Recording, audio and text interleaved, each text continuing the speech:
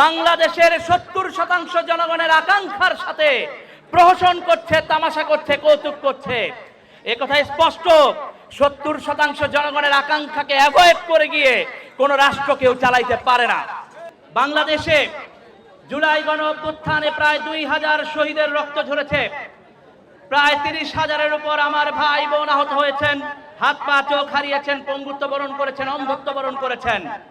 কিন্তু তবুও বাংলাদেশে অভ্যুত্থানকারীদের হৃদয়ে বাংলাদেশের পরিবর্তন ছাড়া নিজের স্বার্থ উন্নয়নের ব্যাপার কিন্তু প্রাধান্য পায় নাই। প্রাধান্য পেয়েছে কেবলই বাংলাদেশের উন্নয়ন, কেবলই বাংলাদেশের পরিবর্তন, কেবলই বাংলাদেশের পরিবর্তিত নতুন অভিমুখের দিকে যাত্রা।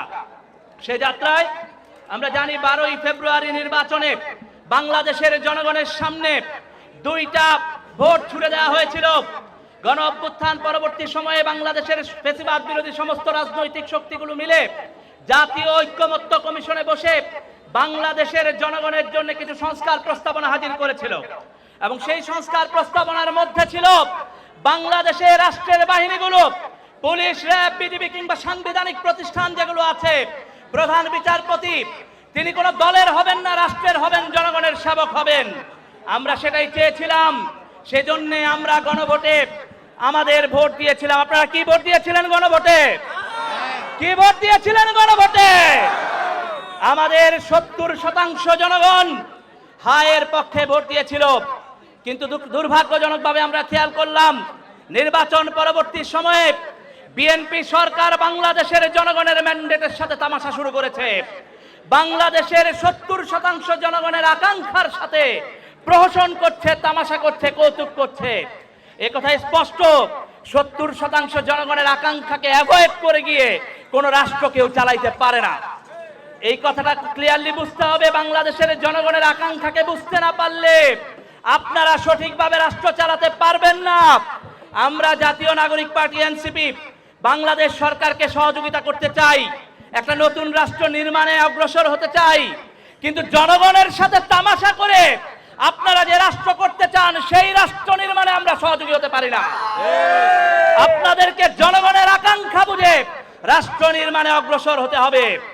একই সাথে আপনাদেরকে বুঝতে হবে যে মাটিতে মহান আল্লাহ তাআলা শহীদ ওসমান হাদির জন্ম দিয়েছে, সে মাটি সংগ্রামের, বিপ্লবের, লড়াইয়ের হার মানে না, মাথা নত করে না সেই মাটি। সুতরাং শহীদ ওসমান হাদিকে জন্ম দেয়া মাটির এই সন্তানদের সামনে রেখে বলতে চাই, বাংলাদেশ গড়ার লড়াইয়ে আপনারা এনসিপির সাথে থাকবেন তো ইনশাআল্লাহ? আছেন আপনারা? মনে রাখবেন, এটা বাংলাদেশ গড়ার লড়াই, এটা আমার জেনারেশনের লড়াই, এটা তারুণ্যের লড়াই, এটা আমার আপনার ভাই বোনের শাহাদাত যারা বরণ করেছেন তাদের রেখে যাওয়া লড়াই। এইটা আমার আপনার ঘরে থাকা সন্তানের, পিতার, মা জায়না মাঝে বসে থাকা ওই মায়ের, কিংবা আমার মসজিদে বসে থাকা হুজুরের, এই দোকানদার, ব্যবসায়ী, রিক্সা চালক, শ্রমিকের অপূর্ণ লড়াই। সেই লড়াইকে পূর্ণতা দেওয়াই আমাদের কাজ। সেই লড়াইকে পূর্ণতা দেওয়ার জন্য আমরা লড়তে চাই, আপনাদেরকে সাথে নিয়ে একটা বাংলাদেশ গড়তে চাই, একটা নতুন বাংলাদেশ, যে বাংলাদেশ আমার এবং আপনার হবে, জনগণের কথা বলবে, জনগণের জন্য লড়বে। আমরা আপনাদের কাছে বলতে চাই, আমরা যখন জুলাই গণ অভ্যুত্থান শুরু হয়েছিল, আপনাদের মনে থাকার কথা, আমরা স্লোগান দিয়েছিলাম কোটা না মেধা। মনে আছে আপনাদের স্লোগানের কথা? কোটা না মেধা। এই যে মেধা মেধা বলেছিলাম, বাংলাদেশ সরকার কি মেধা ও যোগ্যতার ভিত্তিতে এখন চাকুরিতে নিয়োগ দিচ্ছে? বলেন। আমরা তো মেধা ও যোগ্যতার ভিত্তিতে চাকুরি চেয়েছি। সরকারি অফিসে বসে আপনাদের পিছনে পিছনে দৌড়াবো, তোষামোদগিরি করতে হবে, চাটুকারি করতে হবে, এই জন্য আমার তরুণেরা গণ অভ্যুত্থান করে নাই। সুতরাং মেধা ও যোগ্যতার ভিত্তিতে আপনাদেরকে এই চাকুরি নিশ্চিত করতে হবে।